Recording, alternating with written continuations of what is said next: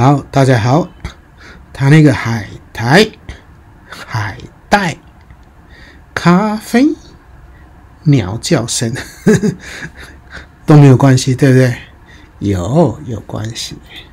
好，那去做了身体检查，马偕医院的医师呢告诉我说，我的那个甲状腺呢有一点点肿大啊，所以呢我就不管怎样，先去买了海苔跟海带啊，准备来吃一吃。不是说海苔跟海带有这个点吗？然后我喜欢吃原生食物，所以就去买了海苔跟海带。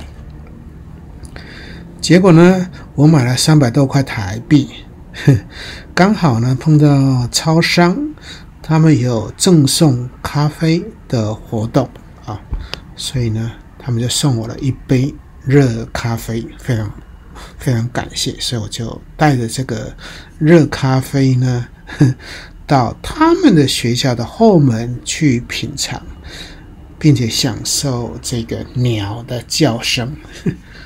他们的学校，因为太太嘛，老婆嘛，曾经是内湖国小的老师，2个孩子呢都是内湖国小毕业的啊，所以呢这是他们的学校。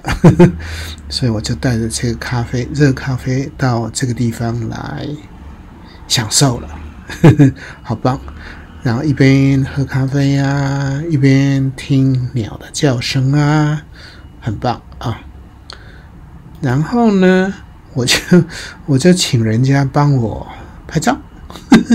就请人家帮我拍照，所以呢在这里呢就很悠闲的度过了10几分钟的生活。好棒好棒。好，就这样子分享给大家。好的，拜拜。